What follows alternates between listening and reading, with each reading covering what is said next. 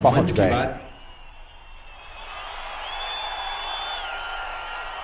Salutations to one and all.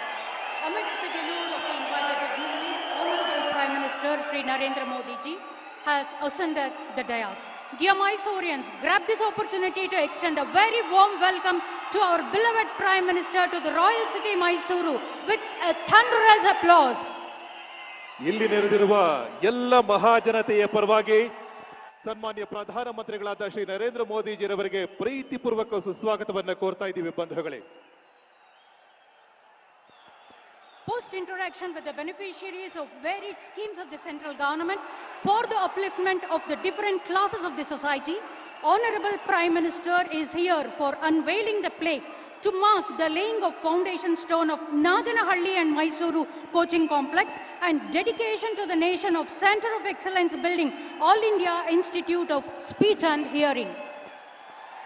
ಇದೀಗ ಕರ್ನಾಟಕದ ಜನತೆಯ ಪರವಾಗಿ ನಮ್ಮೆಲ್ಲರ ಮೆಚ್ಚಿನ ಪ್ರಧಾನಮಂತ್ರಿಗಳಾದ ಶ್ರೀ ನರೇಂದ್ರ ಮೋದಿಜಿರವರಿಗೆ ಪ್ರೀತಿಪೂರ್ವಕ ಸನ್ಮಾನವನ್ನು ನೆರವೇರಿಸುವ ಸಮಯ. ಇಡೀ ಕರ್ನಾಟಕದ ಜನತೆಯ ಪರವಾಗಿ ಇದನ್ನು ನೆರವೇರಿಸಿಕೊಡ್ಬೇಕು ಅಂತ ಕರ್ನಾಟಕದ ಜನಪ್ರಿಯ ಮುಖ್ಯಮಂತ್ರಿಗಳಾದ ಸನ್ಮಾನ್ಯ ಶ್ರೀ ಬಸವರಾಜ ಬೊಮ್ಮಾಯಿರವರಲ್ಲಿ ನಾವು ಕೇಳ್ಕೊತಾ ಇದ್ದೀವಿ. ಇಡೀ ಕರ್ನಾಟಕದ ಜನತೆಯ ಪರವಾಗಿ ಇದೀಗ ಶ್ರೀ ಮೋದಿಜಿರವರಿಗೆ ಪ್ರೀತಿಪೂರ್ವಕ ಸನ್ಮಾನ. Honorable Chief Minister of Karnataka Shri Basavaraj Bommai felicitates Honorable Prime Minister Shri Narendra Modi ji on behalf of the state. ಜೋರು ಚಪ್ಪಾಳೆಯೊಂದಿಗೆ ನಮ್ಮೆಲ್ಲರ ಮೆಚ್ಚಿನ ಪ್ರಧಾನಮಂತ್ರಿಗಳಿಗೆ ಹೃತ್ಪೂರ್ವಕ ಕೃತಜ್ಞತೆಗಳನ್ನು ಈ ಮೂಲಕ ಅರ್ಪಿಸೋಣ. Our heartiest salutations to Honorable Prime Minister for accepting the honor and our sincere thanks to the Honorable Chief Minister for extending this great gesture. ಈಗ ನಾಡಗೀತೆಯನ್ನ ಹಾಡುವಂತ ಸಮಯ. ರಾಷ್ಟ್ರಕವಿ ಕುವೆಂಪು ವಿರಚಿತ ನಾಡಗೀತೆಯನ್ನ ಅಮ್ಮ ರಾಮಚಂದ್ರ ಹಾಗೂ ಸಂಗಡಿಗರು ಹಾಡ್ತಾ ಇದ್ದಾರೆ. ದಯವಿಟ್ಟು ಎಲ್ಲರೂ ಎದ್ದು ನಿಂತ ಗೌರವವನ್ನು ಸಲ್ಲಿಸಬೇಕಾಗಿ ಪ್ರಾರ್ಥನೆ. Ladies and gentlemen, please stand for the state anthem. सज्जनों, राज्य गीत के लिए खड़े होने की आपसे मैं विनती करती हूँ.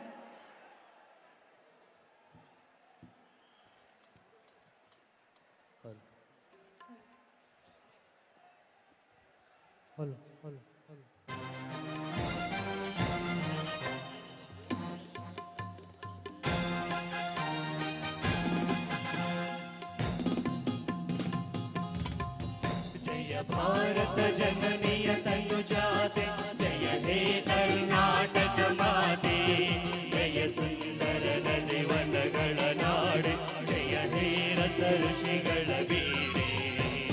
ಭೂದೇವಿಯ ಮಕುಟದ ನವಮಣಿಯೇ, ಗಂಧದ ಚಂದದ ವಂದಿನ ಗಣಿಯೇ, ರಾಘವ ಮಧುಸೂದನರವ ಧರಿಸಿದ ಭಾರತ ಜನನಿಯ ತನುಜಾತೆ. ಜನನಿಯ ಜೋಗುಳ ವೇದದ ಘೋಷ, ಜನನಿಗೆ ಜೀವವು ನಿನ್ನಾವೇಶ. ಹಸುರಿನ ಗಿರಿಗಳ ತಾಲೆ, ನಿನ್ನಯ ಕೊರಳಿನ ಮಾಲೆ. ಕಪಿಲ ಪತಂಜಲ ಗೌತಮ ಜಿನನುತ ಭಾರತ ಜನನಿಯ ತನುಜಾತೆ. ಶಂಕರರ ಮನುಜ ವಿದ್ಯಾರಣ್ಯ, ಬಸವೇಶ್ವರ ಮಧ್ವರ ದಿವ್ಯಾರಣ್ಯ. ರನ್ನ ಷಡಕ್ಷರಿ ಪೊನ್ನ, ಪಂಪಲ ಕುಮಿಪತಿ ಚನ್ನ. ಕುಮಾರ ವ್ಯಾಸರ ಮಂಗಳ ಧಾಮ, ಕವಿ ಕೋಗಿಲೆಗಳ ಪುಣ್ಯಾರಾಮ. ನಾನಕ ರಾಮಾನಂದ ಕಬೀರರ ಭಾರತ ಜನನಿಯ ತನುಜಾತೆ. ತೈಲಪ ಹೊಯ್ಸಳರಾಡಿದ ನಾಡೆ, ಢಂಕಣ ಜಗಣರ ನೆಚ್ಚಿನ ಬೀಡೆ. ಕೃಷ್ಣ ಶರಾವತಿ ತುಂಗ, ಕಾವೇರಿಯ ವರರಂಗ. ಚೈತನ್ಯ ಪರಮಹಂಸ ವಿವೇಕರ ಭಾರತ ಜನನಿಯ ತನುಜಾತೆ. ಸರ್ವ ಜನಾಂಗದ ಶಾಂತಿಯ ತೋಟ, ರಸಿಕರ ಕಂಗಳ ಸೆಳೆಯುವ ನೋಟ. ಹಿಂದೂ ಕ್ರೈಸ್ತ ಮುಸಲ್ಮಾನ,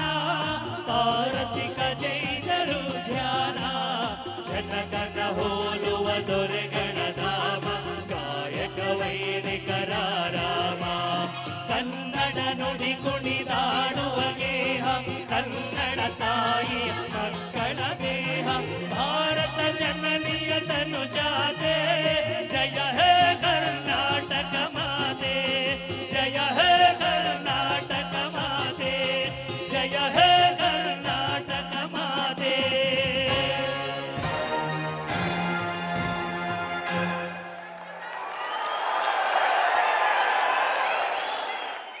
ಧನ್ಯವಾದಗಳು. ಇದೀಗ ಸ್ವಾಗತದ ನುಡಿಗಳು. ವೇದಿಕೆಯನ್ನು ಅಲಂಕರಿಸಿರುವ ಎಲ್ಲ ಅತಿಥಿ ಗಣ್ಯಮಾನ್ಯರನ್ನು ಹಾಗೂ ಸಾರ್ವಜನಿಕ ಬಂಧುಗಳನ್ನು ಹೃತ್ಪೂರ್ವಕವಾಗಿ ಸ್ವಾಗತಿಸುತ್ತಿದ್ದಾರೆ ಭಾರತ ಸರ್ಕಾರದ ಸಂಸದೀಯ ವ್ಯವಹಾರಗಳ ಸಚಿವರಾದ ಸನ್ಮಾನ್ಯ Shri Pralhad ಜೋಶಿರವರು. Now it's a welcome note by Honorable Union Minister for Parliamentary Affairs, Coal and Mines, Shri Prahlad Joshi ji. Please, sir.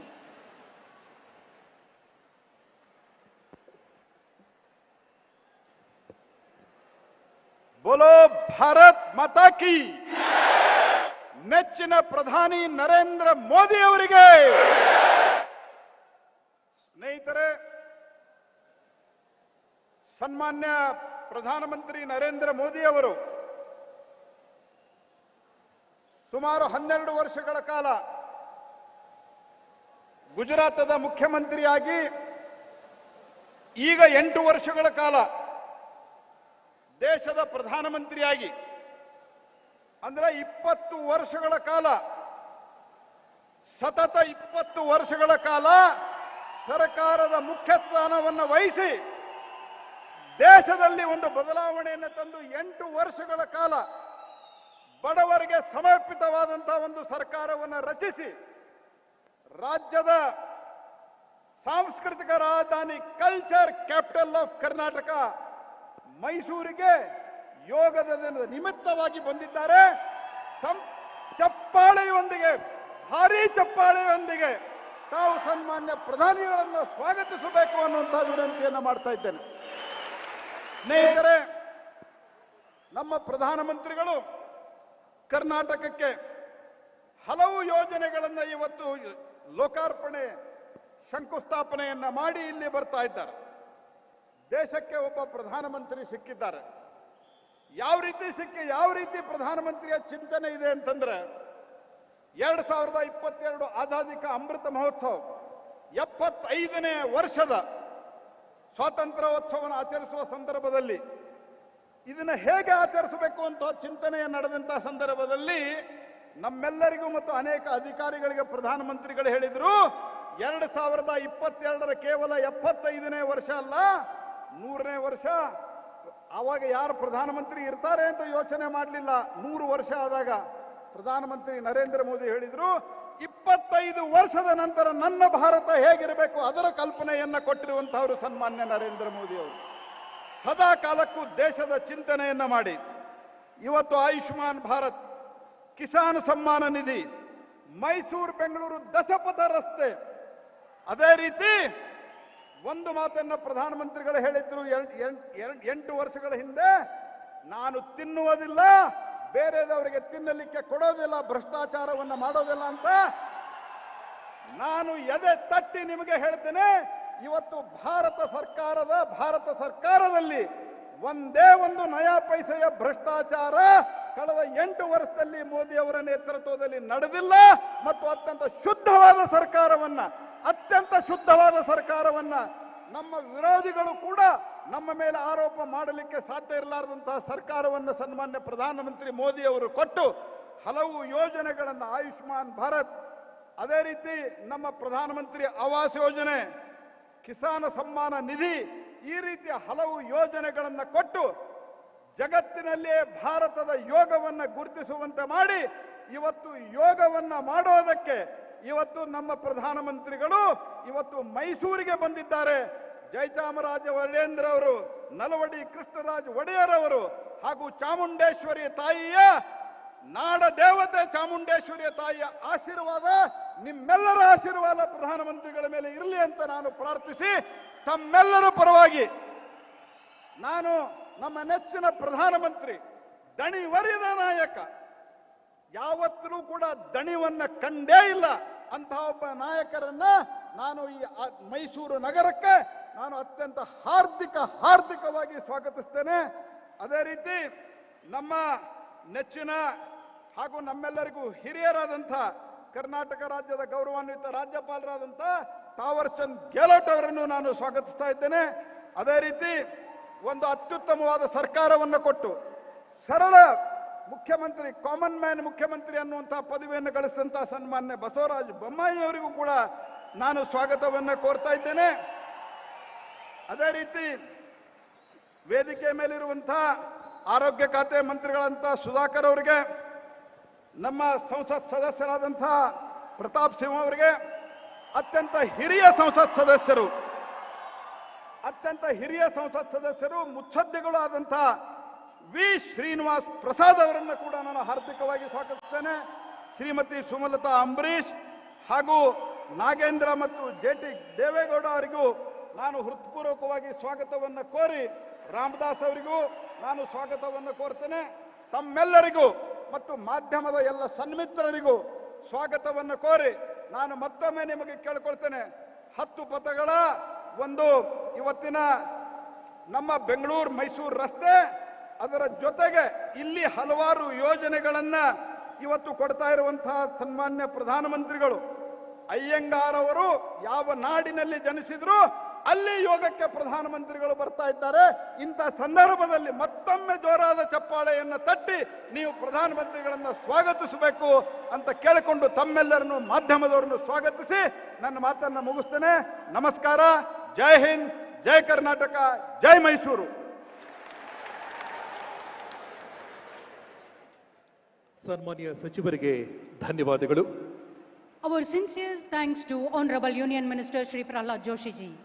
ಇದೀಗ ಕರ್ನಾಟಕದ ಜನಸ್ನೇಹಿ ಜನಪ್ರಿಯ ಮುಖ್ಯಮಂತ್ರಿಗಳಾದ ಶ್ರೀ ಬಸವರಾಜ ಬೊಮ್ಮಾಯಿರವರು ಸಮಾರಂಭವನ್ನು ಉದ್ದೇಶಿಸಿ ಮಾತಾಡಬೇಕು ಅಂತ ಅವರಲ್ಲಿ ಸವಿನಯ ಪ್ರಾರ್ಥನೆ.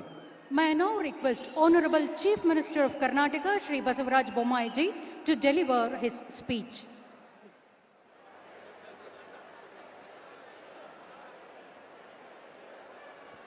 बोलो भारत माता की, ಭಾರತ್ ಮಾತಾ ಕಿ. ನೆಚ್ಚಿನ ಪ್ರಧಾನಮಂತ್ರಿಗಳಾದ ನರೇಂದ್ರ ಮೋದಿಜಿ ಅವರಿಗೆ ಎಲ್ಲರಿಗೂ ಶುಭ ಸಂಜೆಯ ನಮಸ್ಕಾರಗಳು. ಇಂದು ಮೈಸೂರಿನಲ್ಲಿ ನಾಗನಹಳ್ಳಿ ಹೊಸ ಕೋಚಿಂಗ್ ಕಾಂಪ್ಲೆಕ್ಸ್, ರೈಲ್ವೆ ನಿಲ್ದಾಣದ ಅಭಿವೃದ್ಧಿ ಮತ್ತು all India institute of speech and hearing centre of ಎಕ್ಸಲೆನ್ಸ್ನ ಉದ್ಘಾಟನೆ ಸಮಾರಂಭದಲ್ಲಿ ಅತಿ ದೊಡ್ಡ ಸಂಖ್ಯೆಯಲ್ಲಿ ತಾವೆಲ್ಲ ಸೇರಿದ್ದೀರಿ.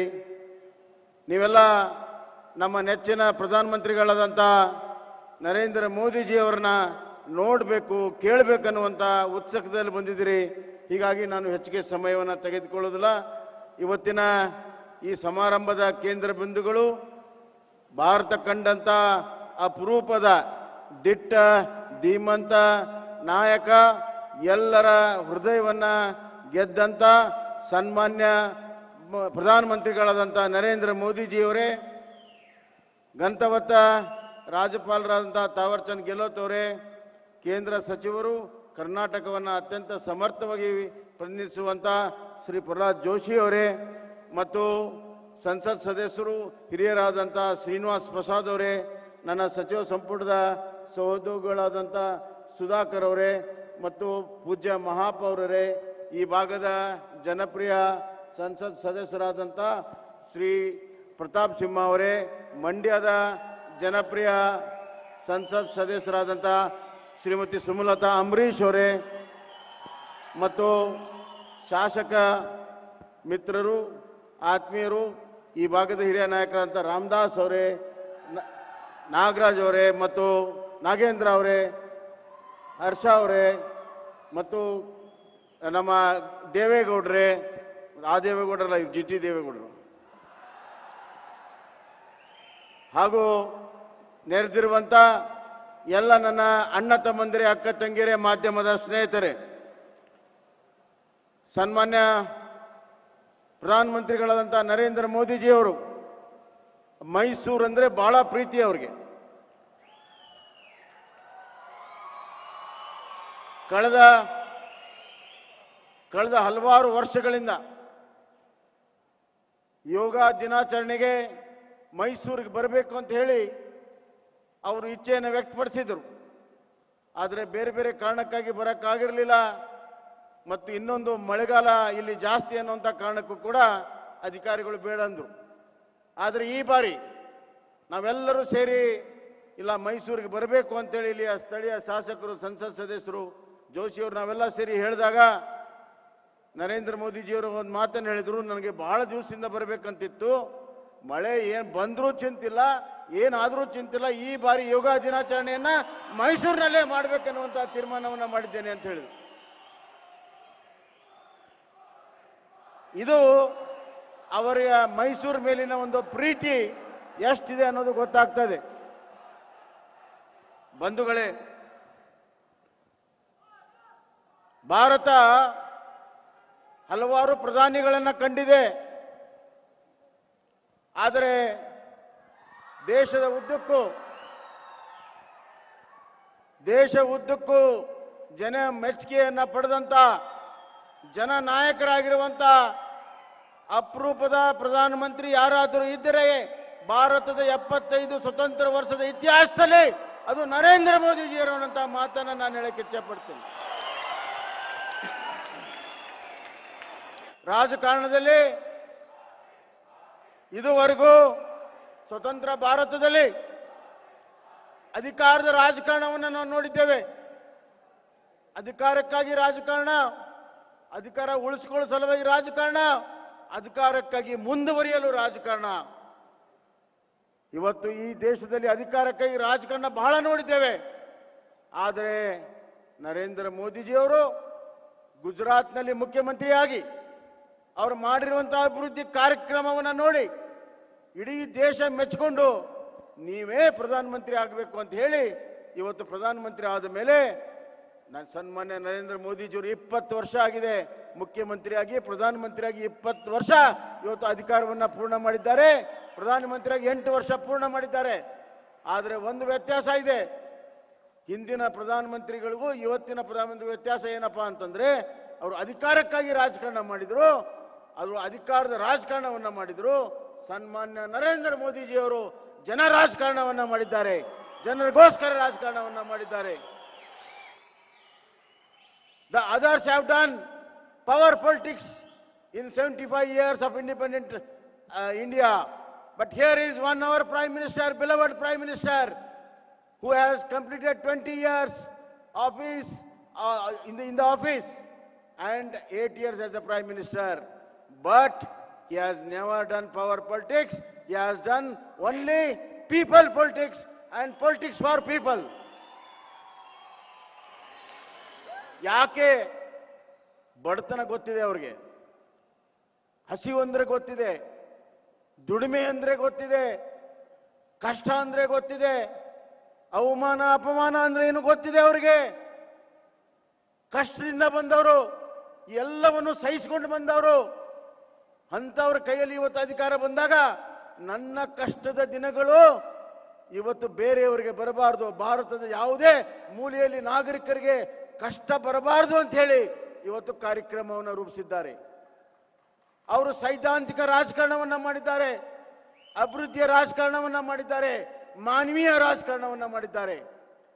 ಆದ್ರಿಂದ ಅವ್ರ ಕಾರ್ಯಕ್ರಮಗಳನ್ನ ನೋಡಿ, ಒಂದು ಸ್ವಚ್ಛವಾಗಿರುವಂತಹ ಭಾರತ ಆಗಬೇಕು, ಸ್ವಚ್ಛ ಭಾರತ, ಆರೋಗ್ಯವಾಗಿರುವ ಭಾರತ ಆಗಬೇಕು, ಅದಕ್ಕಾಗಿ ಆಯುಷ್ಮಾನ್ ಭಾರತ, ರೈತರು ಶಕ್ತಿಶಾಲಿ ಆಗಬೇಕು, ಕಿಸಾನ್ ಸನ್ಮಾನ್ ಯೋಜನೆ, ಎಲ್ಲರ ತಲೆ ಮೇಲೆ ಸೂರಿರಬೇಕು, ಪ್ರಧಾನಮಂತ್ರಿ ಆವಾಸ್ ಯೋಜನೆ, ಯುವಕರಿಗೆ ಕೈಗೆ ಕೆಲಸ ಕೊಡಬೇಕು, ಕೇವಲ ಅವರು ಉದ್ಯೋಗಿಗಳಾಗಬಾರ್ದು, ಉದ್ಯಮಿಗಳಾಗಬೇಕು, ಅವರು ಕೂಡ ಉದ್ಯೋಗ ಕೊಡಬೇಕಂತ ಮುದ್ರಾ ಯೋಜನೆ, ಮತ್ತು ಹೆಣ್ಣು ಮಕ್ಕಳಿಗೆ ಗರ್ಭಿಣಿ ಇದ್ದಾಗ ಸಹಾಯ ಮಾಡಲು ಮಾತೃ ಯೋಜನೆ, ಎಷ್ಟೊಂದು ಯೋಜನೆಗಳು, ಎಲ್ಲ ಬಡವರ ಪರವಾಗಿರುವಂತಹ ಯೋಜನೆ, ಉಜ್ವಲ ಯೋಜನೆ, ಹೆಣ್ಣು ಮಕ್ಕಳು ಕಣ್ಣು ಒರೆಸ್ಕೊಂಡು ಅವರ ಆರೋಗ್ಯವನ್ನು ಕೆಡಿಸ್ಕೊಂಡು ನಮಗೆಲ್ಲ ಅಡಿಗೆ ಮಾಡಿ ಹಾಕಬಾರ್ದು, ಆ ಕಾಲ ಹೋಯ್ತು ಅಂತ ಮನೆ ಮನೆಗೆ ಹಳ್ಳಿಗೆ LPG ಗ್ಯಾಸ್ ಕೊಟ್ಟಂತ ಮಹಾಪುರುಷ ಸನ್ಮಾನ್ಯ ನರೇಂದ್ರ ಮೋದಿಜಿಯವರು.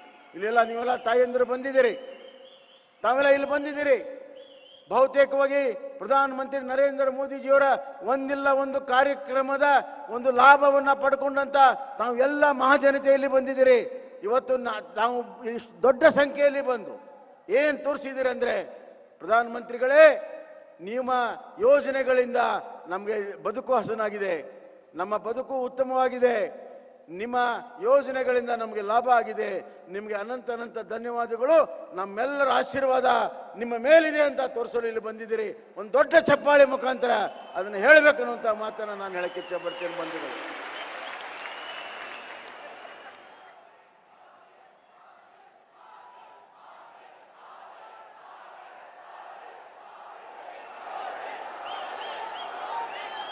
ಬಂಧುಗಳೇ, ಸನ್ಮಾನ್ಯ ಮೋದಿಜಿಯವರು ಭಾರತದ ಸುರಕ್ಷತೆ, ಅಖಂಡತೆ, ಏಕತೆ, ಭಾರತದ ಆರ್ಥಿಕ ಪ್ರಗತಿ, ಸಾಮಾಜಿಕ ಸಾಮರಸ್ಯ, ಇಡೀ ಜಗತ್ತಿನಲ್ಲಿ ಭಾರತ ಸ್ಥಾನವನ್ನ ಅತ್ಯಂತ ಎತ್ತರಕ್ಕೆ ಒಯ್ಯಬೇಕನ್ನುವಂತ ಹಂಬಲದಿಂದ ಕೆಲಸವನ್ನ ಮಾಡ್ತಾ ಇದ್ದಾರೆ. $5 ಟ್ರಿಲಿಯನ್ ಎಕಾನಮಿಯನ್ನ ಭಾರತ ಮಾಡಬೇಕಂತ ಹೇಳಿ ಒಂದು ದೊಡ್ಡ ಕನಸನ್ನ ಕಂಡಿದ್ದಾರೆ. ನಮ್ಮ ಕರ್ನಾಟಕ ಹಿಂದುಳಿಬಾರ್ದು.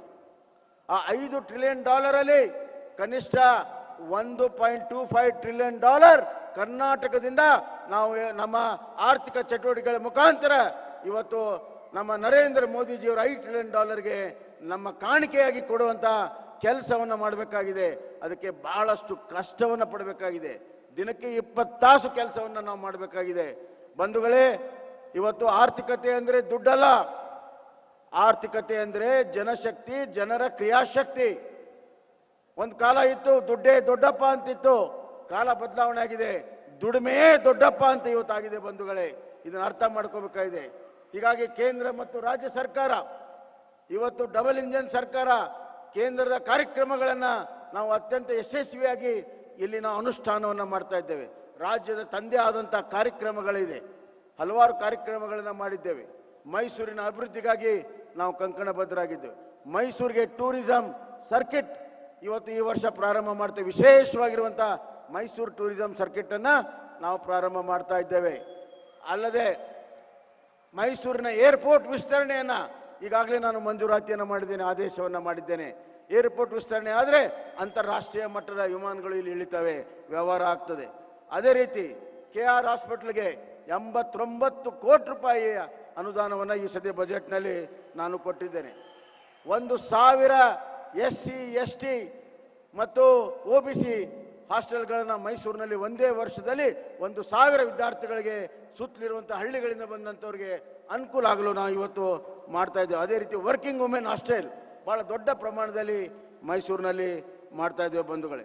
ಅದೇ ರೀತಿ ಇವತ್ತು ಮೈಸೂರಿನ ನಾಲೆಜ್ ಸೆಂಟರ್ ಇರುವಂತಹದ್ರಿಂದ ನಾಲೆಜ್ ಬೇಸ್ಡ್ ಇಂಡಸ್ಟ್ರಿಗಳನ್ನು ಇಲ್ಲಿ ದೊಡ್ಡ ಪ್ರಮಾಣದಲ್ಲಿ ಬೆಂಗಳೂರು ನಂತರ ಇದು ಬೆಳೆಯುವಂಥ ಅವಕಾಶಗಳಿದೆ. ಅದಕ್ಕೆಲ್ಲ ಪ್ರೋತ್ಸಾಹವನ್ನು ನಮ್ಮ ಸರ್ಕಾರ ಕೊಡ್ತದೆ. ಇವತ್ತು ಈ ಒಂದು ಕಾರ್ಯಕ್ರಮ ಬಹಳ ಅದ್ಭುತವಾದಂಥ ಕಾರ್ಯಕ್ರಮ ಇದೆ. ನಿಮ್ಮನ್ನೆಲ್ಲ ನೋಡಿದಾಗ ನನಗೆ ವಿಶ್ವಾಸ ಇದೆ, ಬರುವಂಥ ದಿನಗಳಲ್ಲಿ ನರೇಂದ್ರ ಮೋದಿಜಿ ಅವರ ಕೈಯನ್ನು ಬಲಪಡಿಸಿ ಇವತ್ತು ಬರುವಂಥ 22-23 ಚುನಾವಣೆಯಲ್ಲಿ ಮತ್ತೊಮ್ಮೆ ಡಬಲ್ ಇಂಜಿನ್ ಸರ್ಕಾರವನ್ನ ಈ ಕರ್ನಾಟಕದಲ್ಲಿ ಮತ್ತು ಕೇಂದ್ರದಲ್ಲಿ ತಗೊಂಡು ಬಂದು ಭಾರತದ ಅಭಿವೃದ್ಧಿ ಪಥವನ್ನ ನಿರಂತರವಾಗಿ ಮುಂದುವರಿಸ್ತೀರಿ. ನಮ್ಮ ನರೇಂದ್ರ ಮೋದಿಜಿಯವರು ಅಮೃತ ವರ್ಷ ಇದು ಸೆಲೆಬ್ರೇಷನ್ ಮಾಡಿ ಅಮೃತ ಕಾಲ ಅಂತ ಹೇಳಿ 100 ವರ್ಷಕ್ಕೆ ಇನ್ನು 25 ವರ್ಷ ಅಮೃತ ಕಾಲ ಅಂತ ಹೇಳಿದ್ದಾರೆ. ಆ ಅಮೃತ ಕಾಲವನ್ನು ನೋಡುವಂತಹ ಸೌಭಾಗ್ಯ ನಮ್ದು ನಿಮ್ದು ಸಿಗಬೇಕಾದ್ರೆ ನರೇಂದ್ರ ಮೋದಿಜಿಯವರು ಈ ದೇಶವನ್ನ ನಿರಂತರವಾಗಿ ಮುನ್ನಡೆಸಬೇಕು. ತಾಯಿ ಚಾಮುಂಡೇಶ್ವರಿ ಜೊತೆಗೆ ನಿಮ್ಮ ಆಶೀರ್ವಾದ ಇರಲಿ ಅಂತ ಹೇಳಿ ನನ್ನ ಮಾತಿಗೆ ವಿರಾಮ ಹೇಳ್ತೇನೆ. ಬೋಲೋ ಭಾರತ್ ಮಾತಾ ಕಿ, ಭಾರತ್ ಮಾತಾ ಕಿ.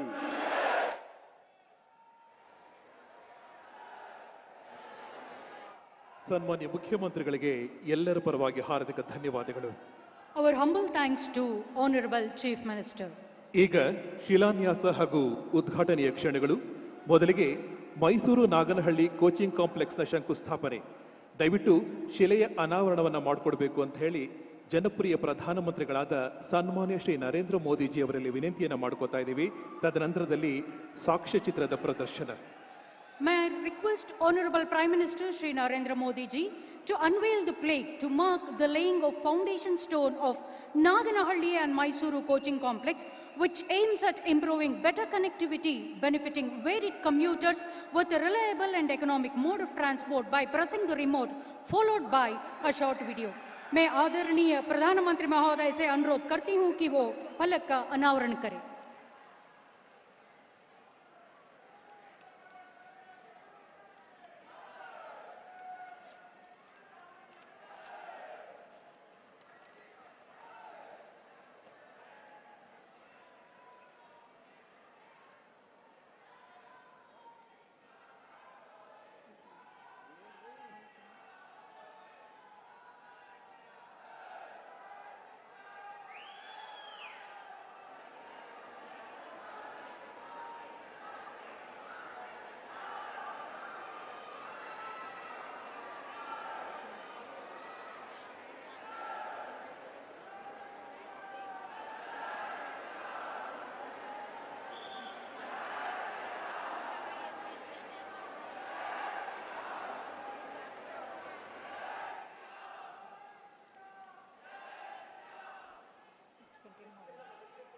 I solicit Honorable Prime Minister Shri Narendra Modi ji to dedicate the new Center of Excellence building, All India Institute of Speech and Hearing, to the nation by unveiling the dedication stone, followed by a small video. ಅಖಿಲ Bharat walk ಮತ್ತು ಶ್ರವಣ ಸಂಸ್ಥೆ 155 ಕೋಟಿ ರೂಪಾಯಿ ವೆಚ್ಚದಲ್ಲಿ ನಿರ್ಮಿಸಿರುವ ದಿವ್ಯಾಂಗರಿಗೆ ಆಶಾಕಿರಣವಾದ ಉತ್ಕೃಷ್ಟ ಕೇಂದ್ರದ ಲೋಕಾರ್ಪಣೆ ಕೂಡ ಇದೀಗ ನೆರವೇರಲಿದೆ. ದಯವಿಟ್ಟು ಸನ್ಮಾನ್ಯ ಪ್ರಧಾನಮಂತ್ರಿಗಳಾದ ಶ್ರೀ ನರೇಂದ್ರ ಮೋದಿಜಿಯವರು ಇದನ್ನು ನೆರವೇರಿಸಿಕೊಡಬೇಕಾಗಿ ಪ್ರಾರ್ಥನೆ. ತದನಂತರದಲ್ಲಿ ವಿಡಿಯೋ ಸಾಕ್ಷ್ಯಚಿತ್ರ ಕೂಡ ಪ್ರದರ್ಶಿತವಾಗಲಿದೆ. माननीय प्रधानमंत्री महोदय से प्रार्थना करती हूं कि वो शिलाफलक का अनावरण करके श्रेष्ठता केंद्र आयुष का लोकार्पण करें.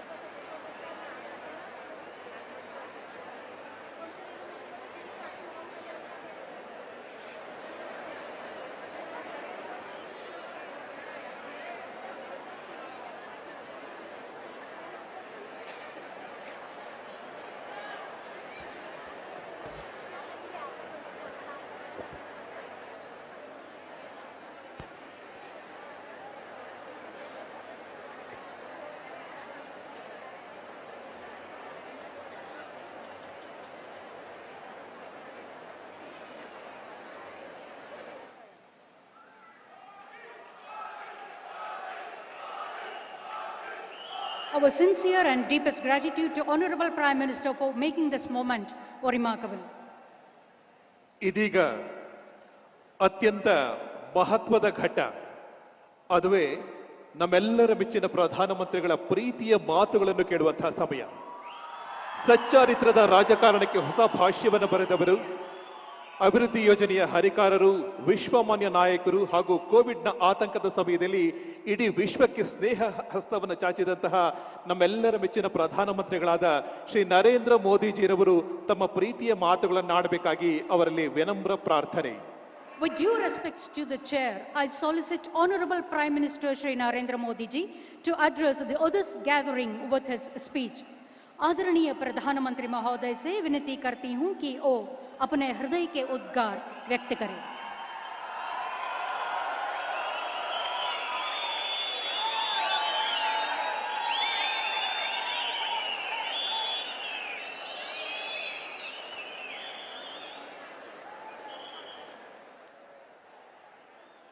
ಮೈಸೂರು ಹಾಗೂ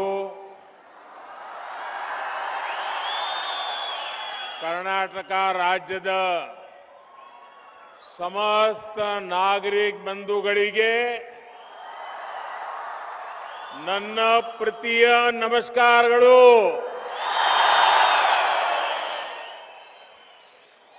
ವಿವಿಧ ಅಭಿವೃದ್ಧಿ ಕಾಮಗಾರಿಗಳ ಉದ್ಘಾಟನೆ ಜೊತೆಗೆ ಫಲಾನುಭವಿಗಳೊಂದಿಗೆ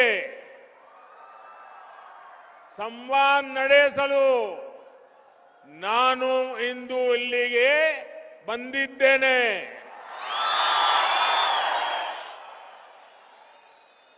कर्नाटक के गवर्नर श्रीमान थावरचंद जी गहलोत जी, यहां के लोकप्रिय मुख्यमंत्री बसवराज बम्बई जी, केंद्रीय मंत्रिमंडल के मेरे साथी प्रहलाद जोशी जी, कर्नाटक सरकार के मंत्रीगण, सांसदगण, विधायकगण, मंच पर उपस्थित अन्य सभी महानुभाव और मैसूरू के मेरे प्यारे भाइयों और बहनों, कर्नाटका देश के उन राज्यों में से एक है जहां देश की आर्थिक और आध्यात्मिक संपन्नता दोनों के दर्शन एक साथ होते हैं. अपनी पुरातन संस्कृति को समृद्ध करते हुए हम कैसे 21वीं सदी के संकल्पों को सिद्ध कर सकते हैं, इसका कर्नाटका एक उत्तम उदाहरण है. और मैसूरू में तो हिस्ट्री, हेरिटेज और मॉडर्निटी का ये जो मेल है वो चप्पे चप्पे पर दिखता है. इसलिए अंतर्राष्ट्रीय योग दिवस के रूप में अपनी विरासत का उत्सव मनाने और दुनिया के करोड़ों लोगों को हेल्दी लाइफस्टाइल से जोड़ने के लिए इस बार मैसूरू को चुना गया है. कल दुनिया के कोटि कोटि लोग मैसूरू की इस ऐतिहासिक धरती के साथ जुड़ेंगे और योग करेंगे. भाइयों और बहनों, इस धरती ने नलवाड़ी कृष्णा वाडियर, सर एम विश्वेश्वरैया जी, राष्ट्रकवि कुवेंपु जैसे अनेक महान व्यक्तित्व देश को दिए हैं. ऐसे व्यक्तित्वों का भारत की विरासत और विकास में महत्वपूर्ण योगदान रहा है. हमारे इन पूर्वजों ने सामान्य जन के जीवन को सुविधा और सम्मान से जोड़ने का रास्ता हम सबको सिखाया है, दिखाया है. डबल इंजन की सरकार कर्नाटका में पूरी ऊर्जा के साथ कंधे से कंधा मिलाकर ये काम कर रही है. सबका साथ, सबका विकास, सबका विश्वास और सबका प्रयास. आज हम यहां मैसूरू में भी अनुभव कर रहे हैं. थोड़ी देर पहले सरकार की जन कल्याण की अनेक योजनाओं के लाभार्थियों से मैंने बातें की और जरा यहां मंच पर आने में मुझे देरी भी इसलिए हुई क्योंकि उनके पास इतना कहने को था और मुझे भी उनसे सुनने में बहुत मजा आ रहा था, तो काफी देर मैं उन्हीं के साथ गप्पे मार रहा था। और इसके कारण यहां भी ऊपर थोड़ा देर से आया। लेकिन उन लोगों ने जो बातें बताई और जो साथी बोल नहीं सकते, उनकी समस्याओं को दूर करने के लिए, उनके इलाज के लिए बेहतर रिसर्च को प्रोत्साहित करने वाले सेंटर का आज यहां लोकार्पण भी किया गया है।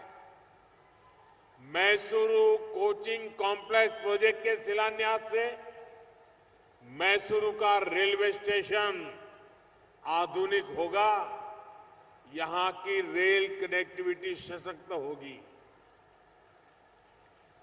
मैसूरू के मेरे प्यारे भाइयों बहनों, ये वर्ष आजादी का 75वां वर्ष है। बीते 7 दशकों में कर्नाटका ने अनेक सरकारें देखी। देश में भी अनेकों सरकारें बनी। हर सरकार ने गांव, गरीब, दलित, वंचित, पिछड़े, महिला, किसान, इनके लिए बहुत सारी बातें की, कुछ ना कुछ योजनाएं भी बनाई, लेकिन उनकी पहुंच सीमित रही, उनका प्रभाव सीमित रहा, उनका लाभ भी एक छोटे से दायरे में सिमट गया। 2014 में जब आपने हमें दिल्ली में अवसर दिया, तो हमने पुरानी रीत रस्म को, तरीकों को बदलने का फैसला किया। हमने सरकारी लाभ को, सरकारी योजनाओं को हर व्यक्ति, हर वर्ग तक पहुंचाने के लिए जो उसके हकदार थे, उसे उसका हक का मिलना चाहिए, इसके लिए मिशन मोड पर काम शुरू किया। भाइयों बहनों, बीते 8 सालों में हमने गरीब कल्याण की योजनाओं का व्यापक विस्तार किया है। पहले जहां वो सिर्फ एक राज्य की सीमा तक सीमित रहती थी, अब उनको पूरे देश के लिए सुलभ कर दिया है। अब जैसे one nation one ration card है। बीते 2 वर्षों से कर्नाटका के 4.25 करोड़ से अधिक गरीबों को मुफ्त राशन की सुविधा मिल रही है। अगर कर्नाटका का कोई व्यक्ति दूसरे राज्यों में भी कामकाज के लिए गया है, तो one nation one ration card के तहत ये सुविधा वहां भी मिलेगी। इसी प्रकार आयुष्मान भारत योजना का लाभ पूरे देश से मिल रहा है। इस योजना की मदद से कर्नाटका के 29 लाख गरीब मरीज अब तक मुफ्त इलाज करा चुके हैं। इससे गरीबों के 4,000 करोड़ रुपए बचे हैं। अभी मुझे नीतीश करके एक नौजवान मिला नीचे, उसका पूरा चेहरा एक अकस्मात के कारण से बर्बाद हो गया था। आयुष्मान कार्ड के कारण उसको नई जिंदगी मिली। वो इतना प्रसन्न था, आत्मविश्वास से भरा हुआ था, क्योंकि उसका चेहरा पहले जैसा फिर से बन गया है। उसकी बातें सुन के मुझे इतना संतोष हुआ कि सरकार के पाई पाई का उपयोग गरीब की जिंदगी में कैसे नया आत्मविश्वास भरता है, नई ताकत भरता है, नए संकल्प लेने का सामर्थ्य भरता है। साथियों, जो खर्च हम कर रहे हैं, अगर वो पैसे सीधे उनको देते तो शायद वो इलाज नहीं करते। इस योजना के लाभार्थी किसी और राज्य में भी रहते हैं तो उन्हें वहां भी उनका पूरा लाभ नहीं मिल रहा। साथियों, बीते 8 वर्षों में हमारी सरकार ने जो योजनाएं बनाई उनमें इस भावना को प्राथमिकता दी गई कि वो समाज के सभी वर्गों, समाज के सभी क्षेत्रों को, देश के हर कोने को छुए, हर कोने में पहुंचे। एक तरफ हमने स्टार्टअप पॉलिसी के तहत युवाओं को अनेक इंसेंटिव दिए, तो वहीं किसानों को पीएम किसान सम्मान निधि का पैसा भी आज लगातार पहुंच रहा है। पीएम किसान निधि के तहत कर्नाटका के 56 लाख से ज्यादा छोटे किसानों को अब तक लगभग 10,000 करोड़ रुपए उनके खाते में पहुंच चुके हैं।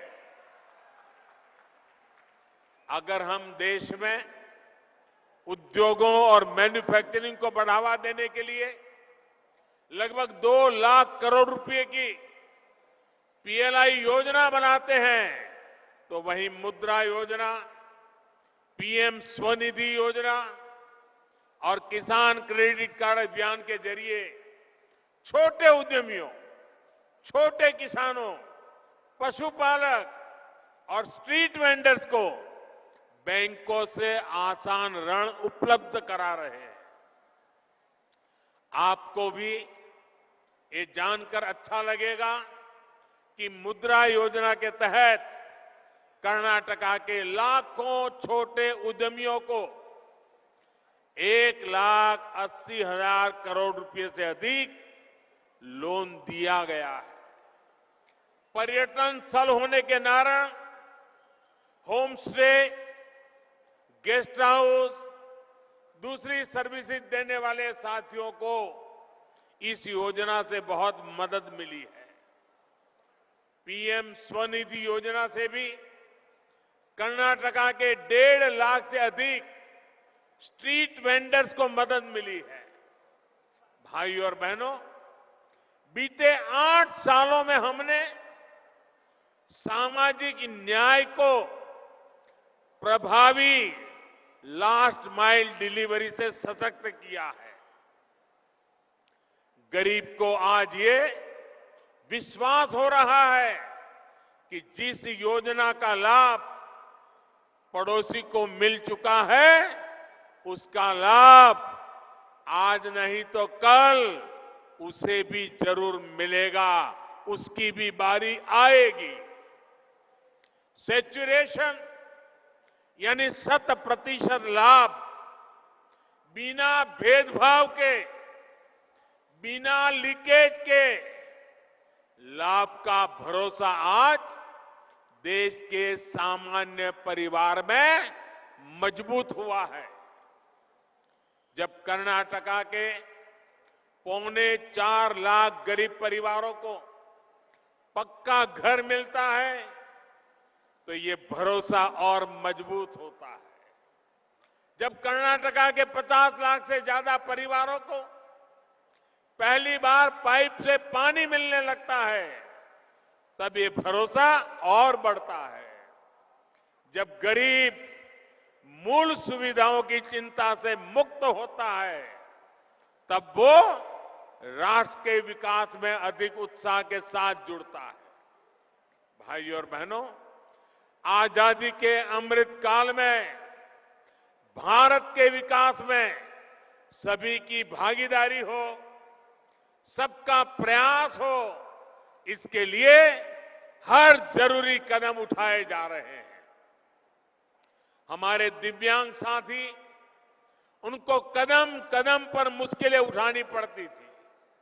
हमारी सरकार लगातार प्रयास कर रही है कि हमारे दिव्यांग साथियों की दूसरों पर निर्भरता कम से कम हो। इसलिए हमारी करेंसी में, सिक्कों में दिव्यांगों की सुविधा के लिए नए फीचर जोड़े गए हैं। देश भर में दिव्यांगों की पढ़ाई से जुड़े कोर्स को अधिक समृद्ध किया जा रहा है। सार्वजनिक स्थानों को बसों, रेलों और दूसरे दफ्तरों को दिव्यांगों के लिए फ्रेंडली बनाने पर बल दिया जा रहा है। दिव्यांगों को एक स्थान से दूसरे स्थान पर जाने के बाद दिक्कत कम हो, इसलिए कॉमन साइन लैंग्वेज भी विकसित की गई है। देश के करोड़ों दिव्यांगों को जरूरी उपकरण भी मुफ्त दिए गए हैं। आज भी बेंगलुरु में जिस आधुनिक sir M Visvesvaraya railway station का लोकार्पण हुआ है, वहां ब्रेल मैप और विशेष साइनेज बनाए गए हैं। सभी प्लेटफॉर्म को कनेक्ट करने वाले सबवे में रैंप की सुविधा भी दी गई है। मैसूरू में तो all India institute of speech and hearing एक बहुत बड़ी सेवा दे रहा है। ये संस्थान देश के दिव्यांग मानव संसाधन को सशक्त भारत के निर्माण की अहम ताकत बनाने में मदद करे, इसके लिए आज सेंटर ऑफ एक्सीलेंस का उद्घाटन हुआ है। जो साथी बोल नहीं सकते, ये सेंटर उनकी समस्याओं के बेहतर इलाज से जुड़ी रिसर्च को प्रोत्साहित करेगा, ऐसे साथियों का जीवन बेहतर बनाने और उनके सशक्तिकरण के समाधान देगा। और मैं स्टार्टअप दुनिया के नौजवानों को आज विशेष आग्रह करता हूं कि आपके पास आइडियाज है, आप इनोवेटिव थिंकिंग रखने वाले हैं, आप जो कुछ भी नया नया कर रहे हैं, मेरे दिव्यांग भाई बहनों के लिए भी आपका स्टार्टअप बहुत कुछ कर सकता है, बहुत सी ऐसी चीजें विकसित कर सकता है जो मेरे दिव्यांग भाई बहनों को जीवन के अंदर बहुत बड़ी ताकत दे सकते हैं, नया सामर्थ्य दे सकते हैं। और मुझे विश्वास है स्टार्टअप की मेरी दुनिया के नौजवान मेरे दिव्यांग भाइयों की चिंता में मेरे साथ जुड़ जाएंगे और हम मिलकर के कुछ अच्छा करके देंगे। भाई और बहनों, जीवन और कारोबार को आसान बनाने में आधुनिक इंफ्रास्ट्रक्चर का सबसे बड़ा रोल होता है। कर्नाटका में डबल इंजन की सरकार इस दिशा में बहुत बड़े पैमाने पर काम कर रही है। बीते 8 वर्षों में केंद्र सरकार ने कर्नाटका में 5000 किलोमीटर नेशनल हाईवे के लिए करीब 70,000 करोड़ रुपए स्वीकृत किए हैं। आज ही बेंगलुरु में 7,000 करोड़ रुपए से ज्यादा के नेशनल हाईवे प्रोजेक्ट का शिलान्यास हुआ है।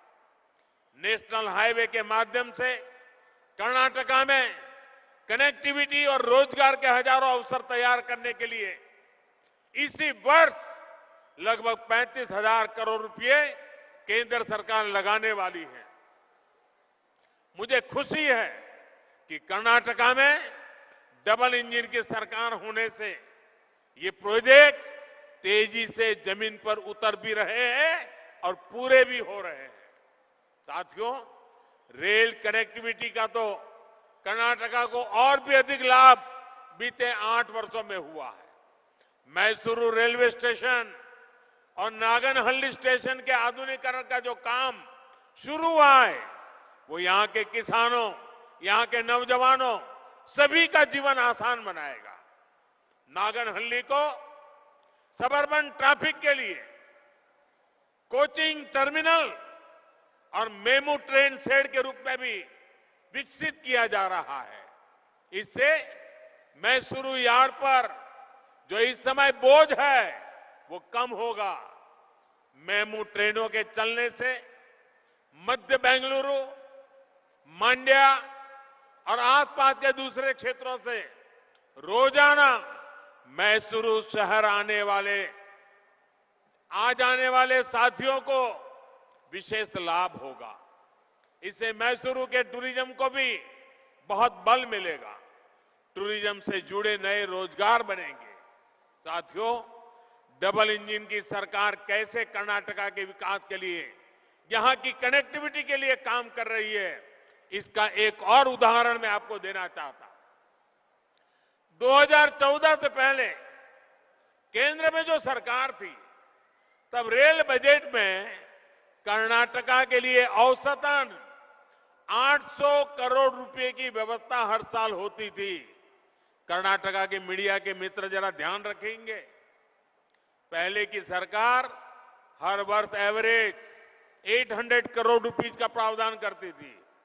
इस साल के केंद्र सरकार के बजट में इसके लिए लगभग 7,000 करोड़ रुपए का प्रावधान किया गया है। यानी सीधे सीधे 6 गुना से ज्यादा बढ़ोतरी।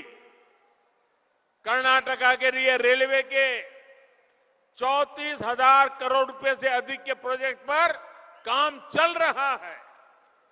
रेल लाइनों के बिजलीकरण के मामले में भी हमारी सरकार ने जिस तरह काम किया है, वो सुनकर के आप हैरान हो जाएंगे। मैं जरा आंकड़ा बताता हूं, आप उसको ध्यान से देखिए। 2014 के पहले, 2014 के पहले 10 साल में, यानी 2004 से 2014 10 ईयर, 10 साल में कर्नाटका में सिर्फ 16 किलोमीटर रेल लाइनों का बिजलीकरण हुआ था, इलेक्ट्रिफिकेशन हुआ था। 16 किलोमीटर एंड 10 ईयर्स। हमारी सरकार के दौरान कर्नाटका में करीब 1600 किलोमीटर रेल लाइन का इलेक्ट्रिफिकेशन किया गया है। 16 kilometre in 10 years, 1600 kilometers in these 8 years.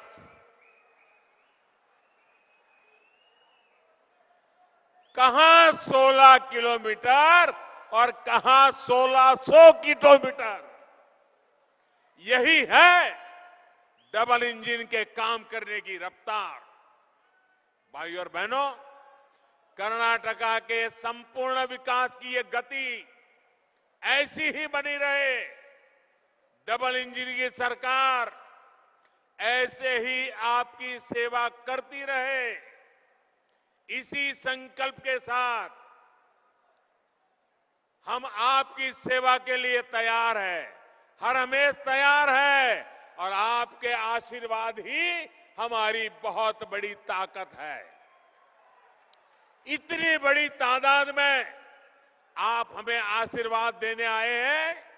ये आपके आशीर्वाद आपकी सेवा के लिए हमें शक्ति देते हैं। मैं फिर एक बार आप सबको इन अनेक योजनाओं के लिए बहुत बहुत बधाई देता हूं।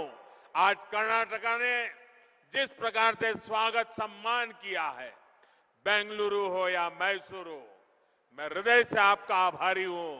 और कल जब पूरी दुनिया योगा दिवस मनाएगी, विश्व जब योग से जुड़ा होगा, तब पूरी दुनिया की नजर मैसूरू पर भी होने वाली है। आपको मेरी तरफ से बहुत बहुत शुभकामनाएं, बहुत बहुत बधाई, बहुत बहुत धन्यवाद।